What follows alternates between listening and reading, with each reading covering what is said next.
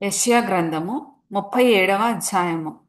హిజ్కియా విని తన బట్టలు చింపుకొని గోనెపట్ట కట్టుకొని యెహోవా మందిరమునకు పోయి గృహ నిర్వాహకుడగు ఎల్యాకీమును శాస్త్రియగు షెబ్నాను యాజకులలో పెద్దలను ఆమోజు కుమారుడును ప్రవక్తయునైన యెషయా యొద్దకు పంపెను.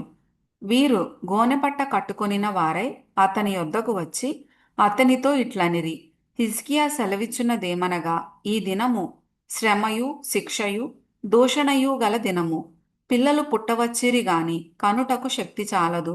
జీవము గల దేవుని దూషించుటకై అషూరు రాజైన తన యజమానుని చేత పంపబడిన రబ్షాకే పలికిన మాటలు నీ దేవుడైన యెహోవా ఒకవేళ ఆలకించి నీ దేవుడైన యెహోవాకు వినబడి ఉన్న ఆ మాటలను బట్టి ఆయన అష్షూరు రాజును గద్దించునేమో. కాబట్టి నిలిచిన శేషము కొరకు నీవు హెచ్చుగా ప్రార్థన చేయుము. రాజైన హిజ్కియా సేవకులు యెషయా యొద్దకు రాగా యెషయా వారితో ఇట్లనెను: మీ యజమానునికి ఈ మాట తెలియజేయుడి. యెహోవా సెలవిచ్చున్నదేమనగా, అష్షూరు రాజు సేవకులు నన్ను దూషింపగా నీవు వినిన మాటలకు భయపడవద్దు. అతనిలో ఒక ఆత్మను నేను పుట్టింతును. వదంతి విని తన దేశమునకు వెళ్ళిపోవును. అతని దేశమందు ఖడ్గము చేత అతనిని కూలజేయుదును. అష్షూరు రాజు లాకీషు పట్టణమును విడిచి వెళ్ళి లిబ్నా మీద యుద్ధము చేయుచుండగా రబ్షాకే పోయి అతని కలిసికొనెను. అంతటా కూషు రాజైన తిర్హాక తన మీద యుద్ధము చేయుటకు వచ్చెనని అష్షూరు రాజునకు వినబడినప్పుడు అతడు హిజ్కియా యొద్దకు దూతలను పంపి ఈలాగు ఆజ్ఞ ఇచ్చెను: యూదా రాజగు హిజ్కియాతో ఈలాగు చెప్పుడి, యెరూషలేము అష్షూరు రాజు చేతికి అప్పగింపబడదని చెప్పి నీవు నమ్ముకొని ఉన్న నీ దేవుని చేత మోసపోకుము. అష్షూరు రాజులు సకల దేశములను బొత్తిగా నశింపజేసిన సంగతి నీకు వినబడినది గదా. నీవు మాత్రము తప్పించుకొందువా? నా పితరులు నిర్మూలము చేసిన గోజాను వారు గాని హారాను వారు గాని రెజపులు గాని తెలస్సారులో నుండిన ఎదేనీయులు గాని తమ దేవతల సహాయము వలన తప్పించుకొనిరా? హమాతు రాజు ఏమాయెను? అర్పాదు రాజును సెపర్వయీము హేన ఇవ్వ అను పట్టణముల రాజులను ఏమైరి అని వ్రాసిరి. హిజ్కియా దూతల చేతిలో నుండి ఆ ఉత్తరము తీసుకొని చదివి యెహోవా మందిరములోనికి పోయి యెహోవా సన్నిధిని దాని విప్పి పరచి యెహోవా సన్నిధిని ఇట్లని ప్రార్థన చేసెను: యెహోవా, కెరూబుల మధ్యను నివసించుచున్న ఇశ్రాయేలీయుల దేవా, భూమ్యాకాశములను కలుగజేసిన అద్వితీయ దేవా, నీవు లోకమందున్న సకల రాజ్యములకు దేవుడవై ఉన్నావు. సైన్యములకు అధిపతివగు యెహోవా, చెవియొగ్గి ఆలకించుము. యెహోవా, కన్నులు తెరచి దృష్టించుము. జీవము గల దేవుడవైన నిన్ను దూషించుటకై సన్హెరీబు పంపిన వాని మాటలను చెవిని బెట్టుము. యెహోవా, అష్షూరు రాజులు ఆ జనములను వారి దేశములను పాడు చేసి వారి దేవతలను అగ్నిలో వేసినది నిజమే.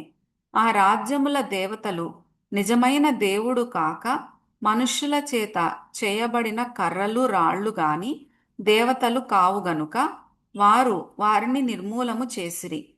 యెహోవా, లోకమందున్న నీవే, నిజముగా నీవే అద్వితీయ దేవుడవైన యెహోవావని సమస్త జనులు తెలిసికొనున్నట్లు అతని చేతిలో నుండి మమ్మును రక్షించుము. అంతటా ఆమోజు కుమారుడైన యెషయా హిజ్కియా యొద్దకు ఈ వర్తమానము పంపెను: ఇశ్రాయేలీయుల దేవుడగు యెహోవా సెలవిచ్చినదేమనగా, అష్షూరు రాజైన సన్హెరీబు విషయమందు నీవు నా ఎదుట ప్రార్థన చేసితివే.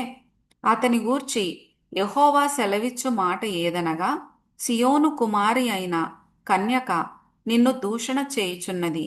ఆమె నిన్ను అపహాస్యము చేయుచున్నది.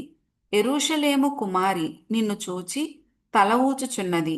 నీవు ఎవరిని తిరస్కరించితివి? ఎవరిని దూషించితివి? నీవు గర్వించి ఎవరిని భయపెట్టితివి? ఇశ్రాయేలీయుల పరిశుద్ధ దేవునినే గదా.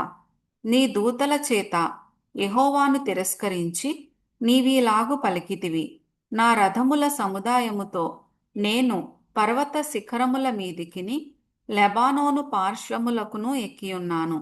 ఎత్తుగల దాని దేవదారు వృక్షములను, శ్రేష్టమైన సరళ వృక్షములను నరికివేసి ఉన్నాను.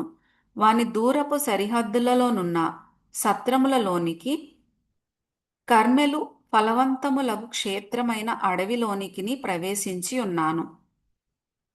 నేను త్రవ్వి నీళ్లు పానము చేసియున్నాను. నా అరకాలి చేత నేను దిట్టమైన స్థలముల నదులనన్నిటినీ ఎండిపోచేసి ఉన్నాను.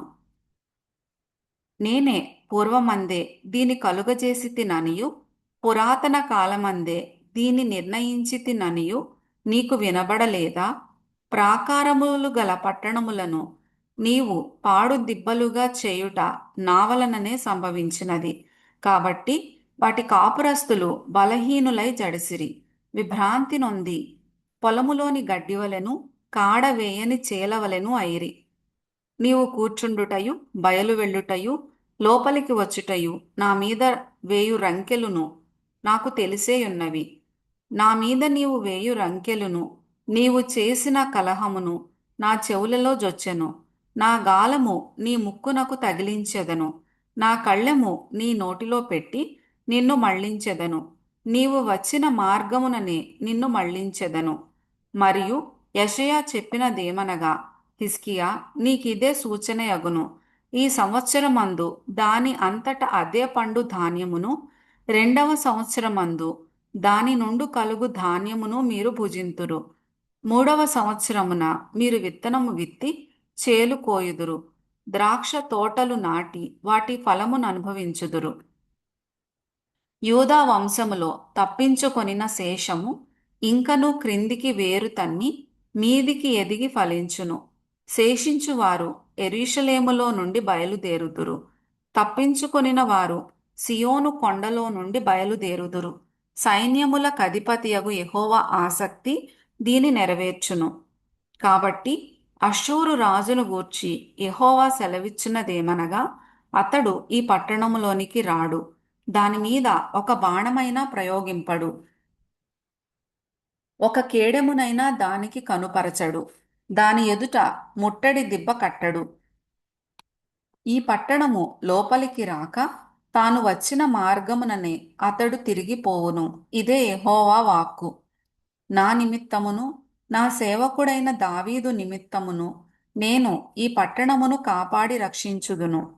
అంతటా యెహోవా దూత బయలుదేరి అష్షూరు వారి దండుపేటలో 185,000 మందిని మొత్తెను. ఉదయమున జనులు లేవగా వారందరును మృత కళేబరములుగా ఉండిరి. అష్షూరు రాజైన సన్హెరీబు తిరిగిపోయి నీనెవె పట్టణమునకు వచ్చి నివసించిన తరువాత, అతడు నిస్రోకు అను తన దేవత మందిరమందు మ్రొక్కుచుండగా, అతని కుమారులైన అద్రమ్మెలెకును షెరెజెరును ఖడ్గముతో అతని చంపి ఆరారాతు దేశములోనికి తప్పించుకొని పోయిరి. అప్పుడు అతని కుమారుడైన ఎసర్హద్దోను అతనికి మారుగా రాజాయను.